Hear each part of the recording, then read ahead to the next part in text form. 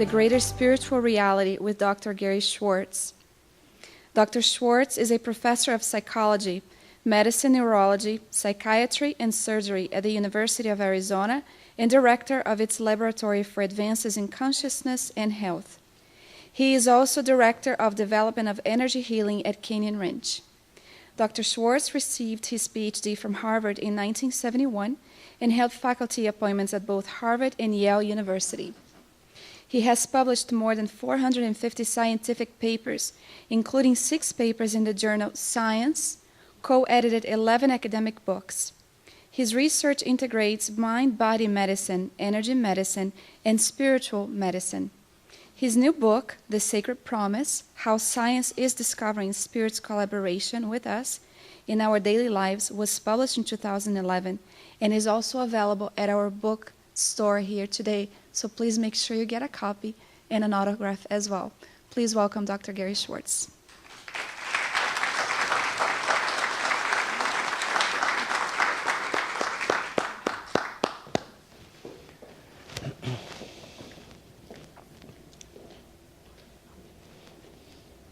Thank you very much. Let's see which microphone is on. Is one of these microphones on? Can anybody hear me? Yeah. All right, thank you. And I just want to make sure that I know where the slide, how do we advance the slides?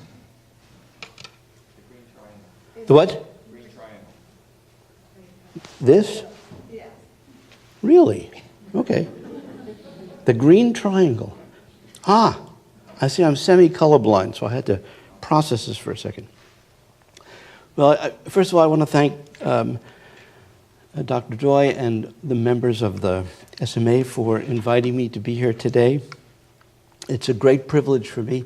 I should share with you that I've had the privilege of being here now a few years. And of all the meetings that I attend, either large or small, none for me is more inspirational, more moving, more spiritual and scientific than this particular meeting. It's also very special that as I said, that I was able to hear this tribute to, did you call it Candy BB? It's a great name. And I have a real resonance, by the way, with Levittown since I grew up on the Isle of Long, better known as Long Island. So I know Levittown. Now this presentation, The Greater Spiritual Reality, it's really novel for me because I didn't even pick the title. The title was picked by Dr. Joy. She says she got it from my website or a book or something, and it's very appropriate to do so, and it's even synchronistic, and we'll get to that in a bit. I want to begin by asking a question about the audience. I always do this whenever I talk about these areas, and particularly what we're going to be speaking about today. I mean, when Einstein was asked the question, do you believe in immortality? He said no, and one life is enough for me. Now, I suspect, but I don't want to prejudge this, that this group is probably somewhat predisposed to the idea of a greater spiritual reality. Because you know, there's 3 kinds of belief. There's disbelief or skepticism, which is how I was raised. I was brought up in a home where it was believed that it was ashes to ashes, dust to dust, case closed. I was raised in Western science. The idea of life after death was obviously a myth, and anyone who practiced this had to be engaged in fraud or were deceiving themselves. So there's skeptical disbelief. Then there's agnosticism. We're not sure what we believe. And then, of course, there's belief. Okay? And I'm curious, at this point, how many of you would say that you are skeptical about the notion of a greater spiritual reality? Please raise your hands. I'm looking for at least one skeptic in the audience. I don't see any. Do I have one? Okay. How many of you would say that you're agnostic at this point? You're not sure, but you'd like to learn more? I do not see one agnostic in the audience. So let me infer, because there's only 3 choices. How many of you would say that you believe in a greater spiritual reality? Raise your hands. Everybody better raise your hands. Okay, you are clearly a, quote, biased audience. let me do a little bit more clarity about what we mean by a greater spiritual reality. So how many of you at this point, and I'll start with the yeses, how many of you would say that you, no, let's start with the skeptics. How many of you would say that you believe in the notion that there's a personal identity or soul that continues after physical death? How many of you would say you're skeptical? How many skeptics are there? Are there any skeptics here? I'm looking for one. I've got one. Thank you. Do I have two? Do I have two? Okay, we got one or two. How many of you would say that you're agnostic? You're not sure? So that I infer that the rest of you would say yes, of course. Okay. What about the notion of sacred messengers or angels? How many of you are skeptical of this hypothesis? Raise your hand, please. I'm looking for one skeptic here about angels. Well, she's not raising her hand. Are you? Okay, we have got one skeptic about angels. How many of you would say that you're agnostic about angels? Raise your hand. Wow. So virtually everyone believes in angels. Okay. What about the notion of a universal source, a divinity, a God, a good God? Any skeptics? Do we have one here? No? One? Okay, maybe two. How many of you would say that you're agnostic? You're not sure. We got a couple of here. Okay. So again, the majority of you believe. Okay. Well, then the question I want to ask you is, why do you believe? How is it that you've come to these conclusions about the existence of a greater spiritual reality with these different levels involved? How many of you would say that you believe because of your education and upbringing? This is what you were taught to believe, and you accept it, either through your family or your church or whatever. How many of you believe because you were educated to believe? Please raise your hands. Could I see them high, please? And by the way, you can raise your hand for more than one of these. So I'm seeing maybe 10% or so. Okay. How many of you would say that you believe because of emotion or preference? That is, you love the idea of God, you love the idea of angels, and it makes you happy, it brings you joy. The reason you believe is because of emotion. Please raise your hands. Okay. Okay, a few of you. All right. How about direct personal observations or experiences? Wow. Look at that. That's almost the entire audience. Okay. 4, how many of you believe because of logic or reason? Wow. Look at this. We've got personal experience and reason leading the pack together in this audience. Is that wonderful or what? And finally, how many of you believe in a greater spiritual reality because of current scientific evidence or research? Raise your hands. Wow. Okay. You've just earned the definition of being evidence-based spiritual organization, community of people. And that is beautiful. That really surprised me. Now, I'd like to share with you, before we go on, are there any other reasons that you believe you've come to the conclusion about a greater spiritual reality other than those 5 categories? Any other possible reasons? Well, if any of you come up with some, yeah, I see one. What would you say? Because there are so many different traditions and spiritual masters that recite the same evidence and the same stories.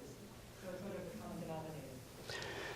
Okay, so there's a commonality of people, other people's masters' reports, people who are mystics and so on, that also lead you. So that you would say that's evidence, but evidence from people's personal observations or experiences. Yeah, that might deserve a separate category. That's a good point. What? Right. Well, we're using logic to come to that conclusion, but it's also based on the evidence that people are reporting. So it's a mixture. Thank you. Okay. Well, the question is, how did I come to this belief? Because remember, I was raised to disbelieve, and I was good at it. I was really good at it. There was no question when I was in graduate school that consciousness was a byproduct of the brain. I was raised to believe that consciousness was a side effect of our neural functioning. That's what I was taught. But over the years, I was forced to entertain an alternative hypothesis. And as I've been struggling over the years to figure out how it is that I could come to change my belief about all of this, I ended up slowly but surely coming to what I call a hand of responsible and justified belief. So what I'm going to do is take you through the logic of this framework so you can see how it is that I was led to the conclusion that survival of consciousness is real. We could go through the same exercise with angels or the G word, but we don't have time to do all of that. So let me take you through this five-fingered model. I partly use the hand because it's easy for me to remember. I can put it on my fingers. I can also teach this to children and even my scientist colleagues. The first criteria that a scientist uses to come to a conclusion that something might be real is whether there's scientific theory and associated logic that predicts it. In fact, for most of my colleagues, they won't even entertain evidence unless they have some theory that can explain it. They don't like phenomena that they can't explain or challenge their current beliefs. So the question is there any theory from contemporary science that would lead us to the conclusion that our energy and information continues after we die? And the answer is, actually, there's a lot. And I'll give you an example that some of you have probably heard me share before. This was a lesson that came to me many years ago when I was a professor at Yale, and it transformed my consciousness. And it goes briefly as follows. You know, if we go out in the country, away from the city lights, the clear sky, no moon, we can see hundreds or thousands of stars with the naked eye. How many of you have ever been out in the country and witnessed the starlight? It's extraordinary, isn't it? With telescopes, we can see billions of galaxies, each containing billions of stars. And all that light has been traveling for millions or billions of years in the vacuum of space, and it's almost all perfectly preserved. If it wasn't, if the second law of thermodynamics applied to photons in the vacuum of space, when you and I looked up at the sky at night, what we would see is mush. We'd see a random distribution of noise. We don't see that. We see a history of starlight going back millions or billions of years, and this is the accepted philosophy of physics. We would have no astronomy, we would have no astrophysics if light didn't preserve the information. Some of you may have heard of what's called the Kobe telescope. There was then a more recent one, which was sent up in space to record and map the background, so-called background radiation, that were photons that have been began vibrating approximately 50,000 years after the Big Bang. That's approximately 13.7 billion years ago. The claim is that those photons are everywhere in the universe. They're in this room right now. They've been vibrating for 13.7 billion years, and we can use state-of-the-art telescopes to map the early organization of the universe.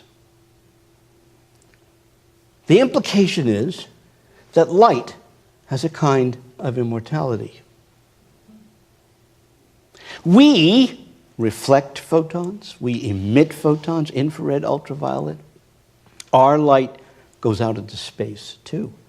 We now know this definitively because we have spy satellites that can pick up our energy going into space.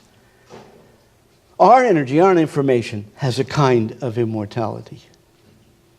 And so our understanding of basic light and physics immediately opens us to the possibility that the very history of everything we ever were at every level is preserved in the, quote, vacuum of space. And if you really think about it, you want to get, mystical here, What is a photon? It's believed to be a, quote, massless particle, whatever that is, which is infinitesimally tiny. And if you're out in space, no matter where you look, what do you see? Billions of galaxies, each containing billions of stars, which means all that light is crisscrossing simultaneously in all directions, no matter where we are in space, and none of it gets mixed up. None of it gets mixed up. However, during the day when we look at the sky, we don't see stars. There are no clouds. It's blue. And the question is, what happened to all that starlight? The thousands of stars we can see with the naked eye and the trillions that we can see with telescopes. Did all that light disappear? Or is it all still there? It's just we can't see it because we're blinded by the brightness of the closest star in our vicinity, which we call the sun. Well, of course, that is the explanation. That's why we can't see much starlight in Washington, D.C. or San Francisco or Tucson. It's called light pollution. And what dawned on me many years ago when I was at Yale, the soundbite, the take-home message is as follows. Sometimes we need to go into the dark in order to see the light. Sometimes we need to go into the dark in order to see the light. And so if what we call spirit and soul is real, it's just that it's relatively dim compared to the normal intensities of light that we're currently exposed to. It's going to be hard to see Candace if she's here. It would be much easier if we can go into the dark, if we could shut off our mind, shut off our emotions, and be pure enough to see and hear. Theory can take us to the notion of energy and information continuing beyond the physical body. A second area, if you want to put up your second fingers in case you put it to memory, is research, empirical research. So if theory points in the direction that something is true, then the question is, does research support it? And in this particular area, the answer is yes. And any of you who know this research know the various kinds of data that point there. I'll give you one example, one that was particularly convincing to me, which I initially reported before it was published in the scientific journal about what we call the triple-blind design. I originally reported it in a lay book. When it was finally published in a peer-reviewed journal, it had the ridiculous title, Anomalous Information Reception by Research Mediums Demonstrated Using a Novel Triple-Blind Protocol. Now, many of you may not understand that, so I'm going to put it in plain English, okay? This is, by the way, what it looks like. Do not memorize this diagram. But it's relatively straightforward. So I'm going to use Nancy, if we don't mind, as the exemplar. Okay. The gold standard in biomedical research, as you know, is what we call the double-blind experiment, right? So you agree, for example, to, I could have picked you, Michael, because you did pharmacology research, but you also know this work, okay? Let's say you're going to agree to participate in an experiment. You fill out a human consent form, and in this, you agree to participate in a study where you'll be receiving either a placebo or an active medication. And you're told that you're not going to be told what it is that you're having, that you're receiving. You're going to be filling out questionnaires, you're going to have blood work drawn, you're going to be doing whatever the data collection is, and you won't know until the end of the experiment whether you were in the active medication group or the placebo group. You're blind. That's blindness one. The second blindness is the prescriber. So let's say I'm giving you the medication. I'm not told whether what I'm giving you is the drug or the placebo. I just know it's one of the two. Why does that happen? So I can't possibly, through my expectations and belief, be influencing you, right? And I'm not told until the experiment is over what condition you are in, and therefore the code's broken and the data are collected. That's double blind. Am I correct, Michael? You're supposed to say yes. Thank you. Okay. Most of our studies in mediumship research have been double-blind in the following way.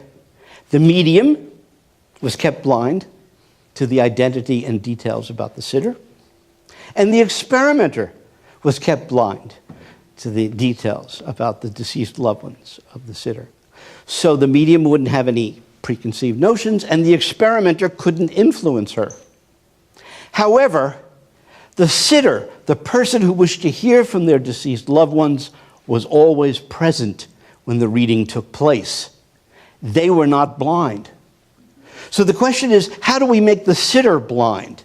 Answer, we don't let them be present at their own readings. Now, how do we do that?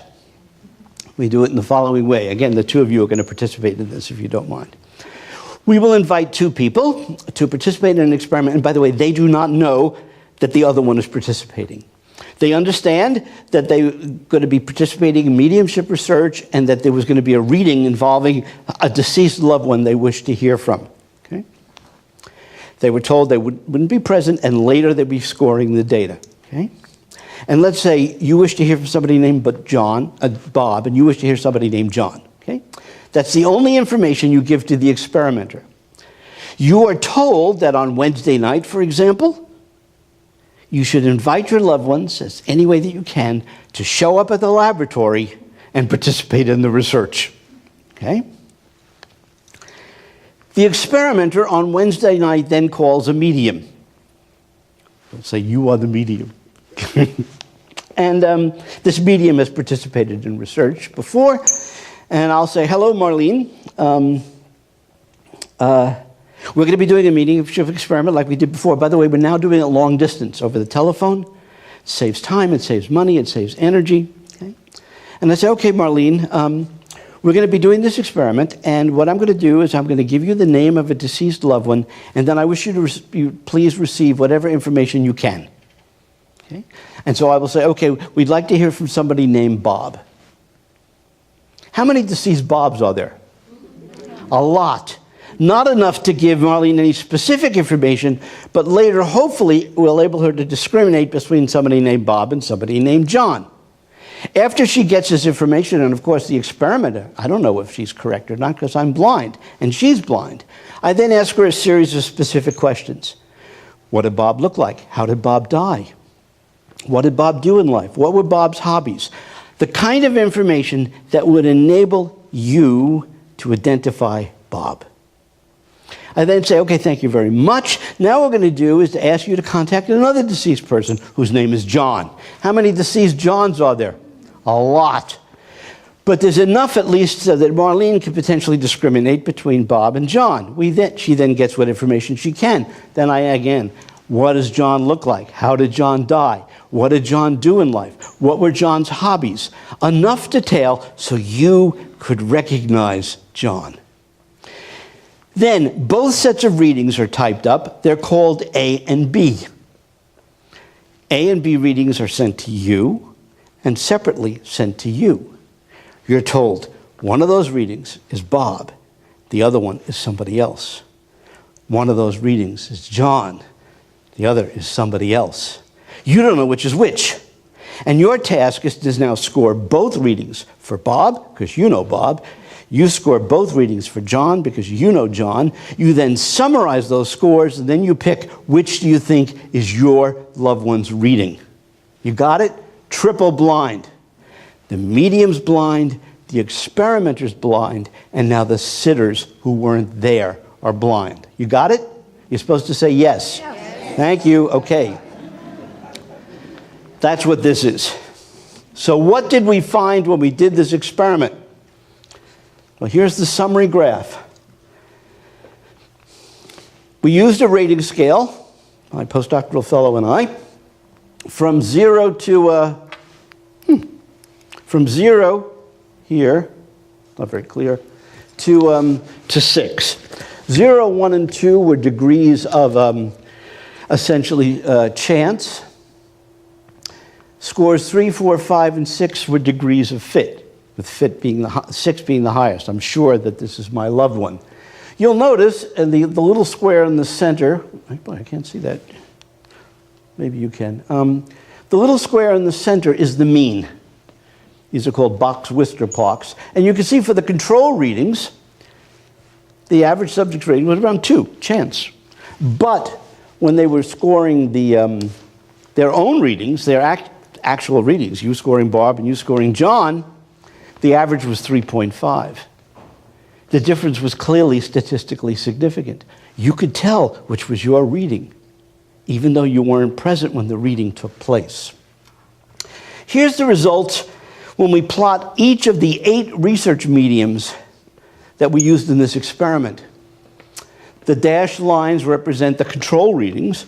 The black line represents the targeted readings. You'll know 3 of the readings, mediums, the first 3, when they were doing the targeted reading, it was between 5 and 6, extraordinarily accurate.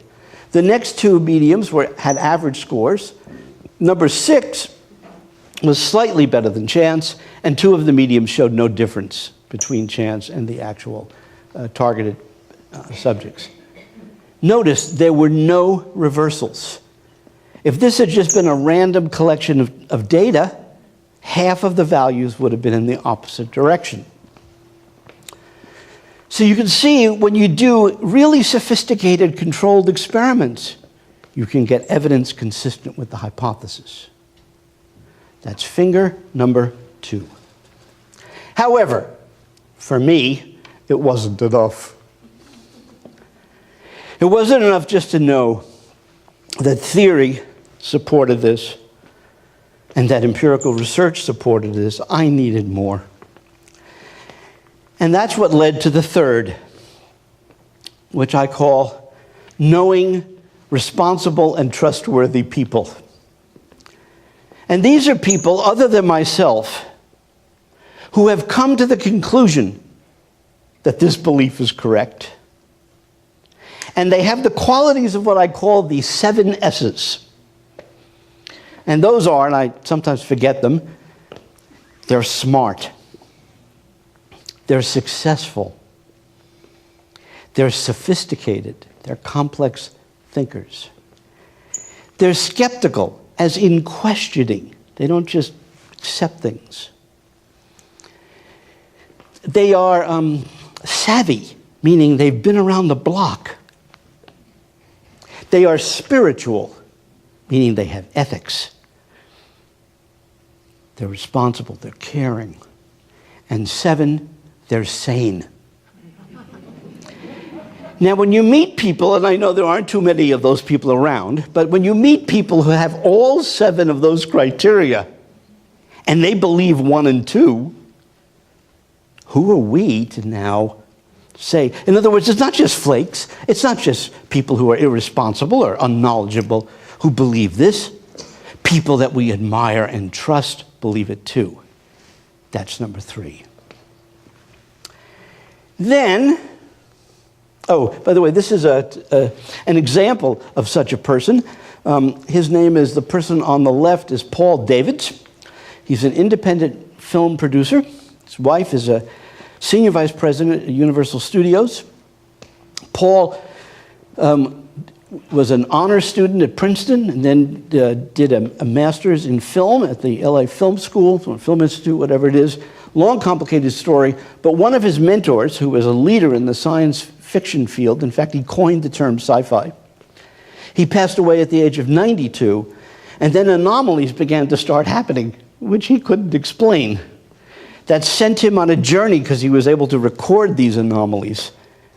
And it ultimately led to a documentary that he's produced called The Life After Death Project, which you can get on Amazon, for example. He ultimately got to me because he wanted to see whether there could be independent verification of what he was experiencing with mediums.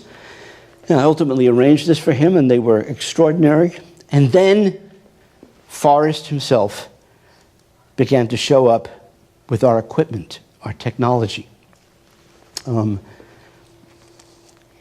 Paul is about as smart as they come and as responsible as they come. He's evidence-based, and he was led to the conclusion that all this and more was real. But the fourth, even that was not enough for me. And this is where we get to personal experience. Now, for many people, personal experiences is why we believe. We have an experience, and that experience transforms us.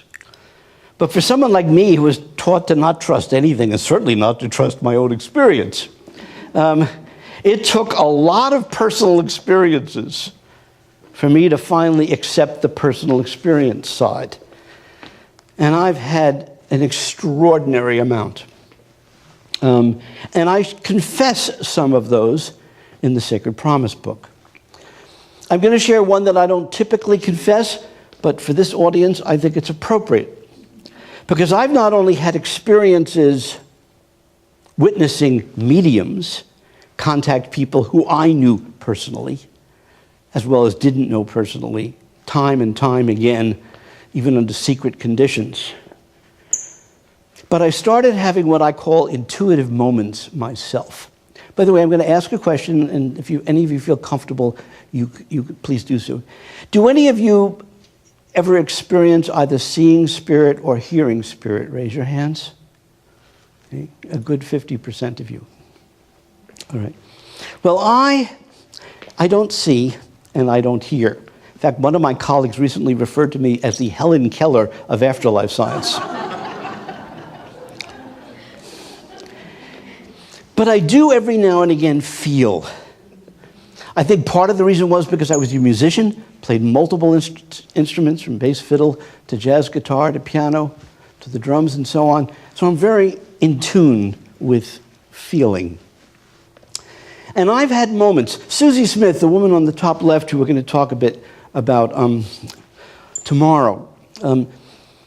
Susie, who was a journalist by training initially, and she published 30 books in the field of parapsychology and life after death. One of the things of many that Susie taught me, she said, Gary, she said, you have to be careful.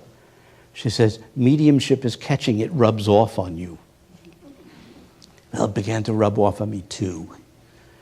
But I have no control over it, and I haven't tried to develop my capabilities. It happens spontaneously. And I will confess one, maybe two examples, because it's just so powerful. I mean, it's part of the data of why I feel that it is justified to believe that all of this is true. It involves the second woman there. Her name is Marcia Eklund. She is my mother-in-law, but of course I didn't know her in life. She had passed 5 years before I met her daughter. And Rhonda and I were married in 2006, and then I began to have moments where I sort of sensed her mother's presence. And they're odd moments, or her father's presence. I'll give you an example of her mother and then her father. One day we're sitting in the living room having coffee, and we're talking about this work. And all of a sudden I get this feeling that her mother liked to bake rhubarb pies. To tell you the truth, I don't exactly know what rhubarb is. I think I've rarely ever had rhubarb pie. I don't know anything about cooking. But I had this feeling that she loved rhubarb pie, and I shared it with her, with Rhonda. She said, oh yeah, my mother liked that. I said, gee, I said, it's weird. I said, but I'm having this feeling that your mother used to like to make this pie, and then I found my hand going like this. My hand going like this. I said, I get this feeling like your mother used to like weave the top of the pie. By the way, how often do you think I have an experience of weaving the top of a pie? How about 0? Sure enough, what did I learn? Not only did Marcia, my mother-in-law, make rhubarb pies, but the kind of pie crust she put on top of the rhubarb pies was when you weave that top crust. Have any of you ever had a pie like that? Okay, then you can understand this. Well, 1 you could dismiss, 2 you could dismiss, 10 you can dismiss, 20 you could dismiss, but it gets harder and harder. So I'll give you one more example. Another intuitive moment. Rhonda and I are driving home. We're holding hands, and I'm driving with my left hand. And we have to make a left turn to get onto the street toward our home. And the safe thing to do, of course, is to let go of her hand to turn the steering wheel. Meanwhile, I have this feeling about her father. that if I had one of these knobs that they put on steering wheels that like bus drivers use or something like that you could move the steering wheel with one hand. Do any of you know what those knobs are? Have any of you ever seen one? What do they call them? Suicide knobs. Suicide knobs? Oh, yeah. That's a technical scientific term. Oy. Okay, suicide knob. So I said, I'm getting this feeling that your father had a knob like this. She says, yeah. She said, he did. I said, on his car? She said, no. She said, my father was a bus driver, and that's what he had on the wheel. I said, whoa. The next day, we took a ride to a place called Tombstone, Arizona. It's a little, little tourist town, from the old OK Corral, whatever it was, era. And we're thinking about this moment. And we drive up to Tombstone, and we park on a street, and literally 2 or 3 cars away from our car is a car like a dune buggy, but it wasn't a dune buggy. It was more like an open-air car, custom made, with a steering wheel. And guess what was on that steering wheel? A suicide knob.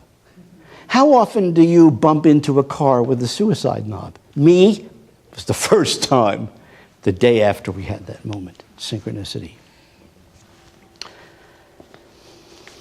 So I've been blessed to have had many personal experiences. But was that enough? No. You would think that this would be enough, but it wasn't.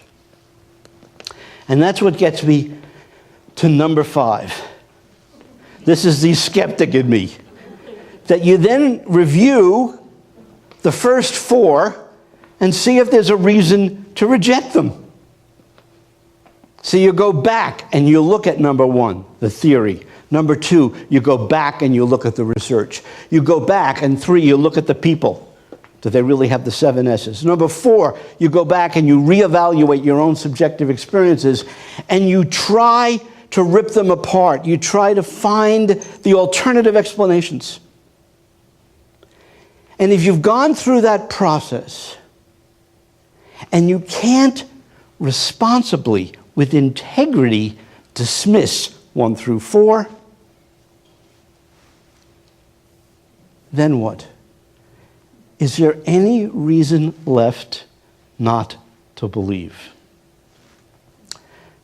Well, here's a conclusion that I've come to. Thus far, no one's come up with a 6th finger that we need. And I'm looking. I came to the conclusion that if all 5 of these criteria are met, it is responsible and justifiable to change your mind and adopt a new belief. And I will confess, even when I went through 1 through 5, I still questioned it. And you know what I realized? My questioning was no longer rational. It was irrational. It was emotional. And so then I had to start going, given everything in this particular instance points in this direction, if I still have difficulty accepting this, then the problem is me. And one of the things I discovered in my case was that I've been raised to believe that all this was impossible. I am scorned when I try to talk to my academic colleagues. I have this, what's called classically conditioned, Pavlov's dog. You ring the bell, you present the food, you ring the bell, you present the food, and after a while you ring the bell and the dog salivates. You've probably all heard that, right? Well, I'm like Pavlov's dog. I hear life after death and I hear the word crazy. I hear life after death and I hear the word insane. I hear life after death and I hear the word ridiculous. I have this, it's like PTSD, post-traumatic stress disorder. I believe that I'm suffering from what I call PESD, a post-education stress disorder.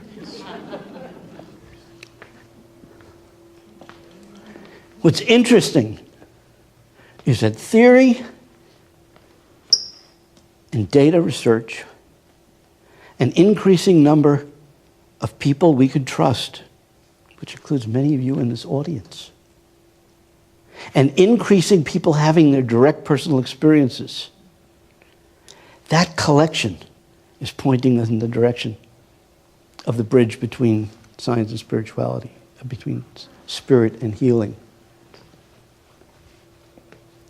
And that's very encouraging.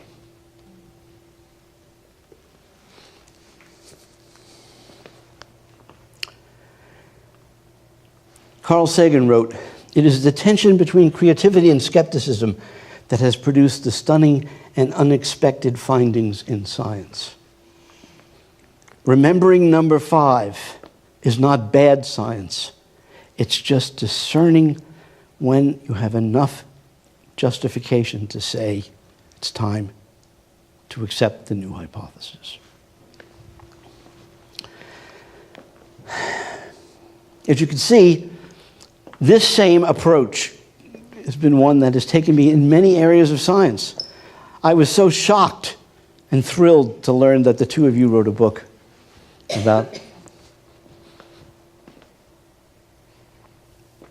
living a good life and a God life. Deepak Chopra, who you mentioned, is coming out with a new book in November called The Future of God. It's going to be quite extraordinary. I think he's even doing a PBS special based on the book. It's coming. So let's get back to the greater spiritual reality and the transformation, the revolution that we are all part of. And when I think about this, I'm reminded of the caterpillar and the butterfly and the process of transformation. I'm not sure that how many of you are aware of this or not, but caterpillars, when they get into the pupa or whatever it's called, and they're in this cocoon, when they're ready to break out, it takes work. They struggle. It's hard to get out of that cocoon. And nobody helps them. They have to do it by themselves. But when they do it, and most of them do, they then spread their wings and they become a butterfly. And I heard this story, which some of you I'm sure have heard, which is that some scientists were feeling badly for the little butterfly to be. And so they thought they'd help the butterfly. And so what they did was they peeled away the cocoon, making it easy for the butterfly to get out. And what happened was virtually none of the butterflies survived. Why? They couldn't fly. Why couldn't they fly? Because the process of struggling to get out of the cocoon actually had a function, part of the design, the wisdom. That was the way they got the fluids out of their wings, which made them light enough to fly. So maybe, just maybe, we as a species, if we are transforming from our caterpillar state to our butterfly state, this process, this birthing process, that part of the, quote, the pain and the struggle, which ultimately each of us has to go through in our own rights, maybe there's some greater purpose to this. As you said, maybe there's a greater truth. And so I leave you with a few thoughts that about butterflies. One is, for the caterpillar to become a butterfly, she must change. That means we have to give up our prior identity and take on a new one.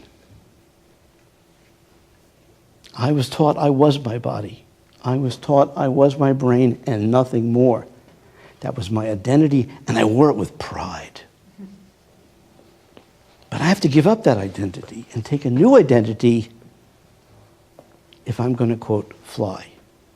And I think much of us in the Western world, it's partly an addition, it's partly this threat to our current identity and the realization, if you want to become a butterfly, the caterpillar has to change. The next one. Just when the caterpillar thought the world was over, it became a butterfly. Isn't that a great image? We sometimes think that, at least I certainly think, I look at what's happening in the world and I say, I don't see humanity waking up. I don't see how this organization or any organization or all the scientific data in the world is not only going to wake humanity up, but is going to inspire us to become a more evolved spiritual species and therefore care about things greater than ourselves and not just our fellow human beings, but animals and plants and nature and the planet in a greater spiritual reality. And then I remember this refrigerator magnet. Just when the caterpillar thought the world was over, it became a butterfly. Most caterpillars don't know and could never have guessed, walking on the ground, what they would become, could become. The next one. Once you choose hope, anything is possible. Anything's possible. And that, interestingly, is attributed to Christopher Reeves. See, what has happened for me, and I'll use as a perfect example the president of the U.S. SMA. This is a person who has two, not one, two doctorates. He's got an MD and a PhD. This is a person who runs a laboratory, which I presume has got to be some cellular biology or something. I don't know the details of what Dr. Doi does. She's a mainstream scientist. And yet, she's chairing this meeting. What is wrong with this person? I look at her, and I look at this group, and I experience hope. Because if we don't continue to carry the light for this work in honor of those who have come before us, and in this case, Mr. Allan Kardec, and all of the inspiration that he brought through, and then the others have continued. If we don't do it, who will? Because we, quote, should know better. Once you choose hope, anything's possible. And I recently made the decision that I was choosing hope. In fact, I actually made the decision just a few weeks ago that I had the responsibility to choose hope. Now, why do I say that? Because I was struggling with the concept of responsibility and how we develop a sense of responsibility, because no one had ever really taught me that. And as I started reading about the word responsibility and started asking Rhonda, my wife, and my colleagues and my advisors and anybody else I could ask, the following summary came to me. The word responsibility means responsibility. It means the ability to respond. When we have the ability to respond, we have the opportunity to be responsible. And a little soundbite that came to me, which has now become sort of a mantra, is, with increased ability to respond comes increased responsibility. So if we are given the opportunity to respond, we therefore have the obligation to do so if it's for the best and highest good. And what I realized was that I was learning how this work can bring hope. The work that all of you are involved with. And I realized then maybe it was my time. It was time for me also to be, quote, brave enough to share the hope and to show that this is justifiable.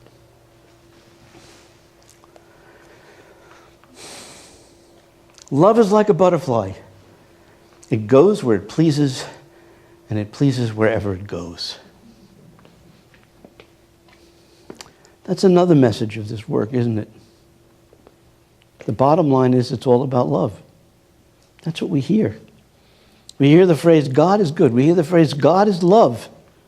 I was reading your pamphlet, and on the back it's got a list of principles. That's core to what Spiritists believe. Dr. Mario Beauregard, who will be speaking tomorrow, he has been inspiring me. We've been sort of doing it independently, but he's going to carry the torch for it. He said, you know, it's time that science addresses the spiritual love hypothesis. And ultimately, the question of divine love or source love. There's no reason why this can't be, quote, brought into the laboratory, too. So, where does this leave us? It leads me to say, thank you. But I'm not just saying thank you to Dr. Doy. I'm not just saying thank you to the people who organized this meeting. I'm not just saying thank you to all the speakers who are here. By the way, it is definitely your fault that I made this trip. I would have been here watching it on Skype. I'm glad you forced me to come. Thank you. Okay. I'm not just thanking all of you for being here, caring enough, and in your own ways, bringing this to the people, the communities, the areas in which you bring it forth. I'm thanking the greater spiritual reality. You see, because if all this is true, then this room is filled with spirits. Alan Kardec is here, and all of the people who are that you are so fond of, they're here. Your individual loved ones are here. The scientists that we work through with on the other side collaboratively are here. Susie Smith and Marcia Eklund, she's here. Candace is here. Candy Beebe, she's here. And the fact that I can't see them and I can't hear them is not an excuse to therefore assume or conclude that they're not here. So I leave you with this thought, and that is, thank you, universe. Thank you, Spirit. Thank you, all the forces that have brought us together, and that may you be able to bring this family together for many years to come. Thank you.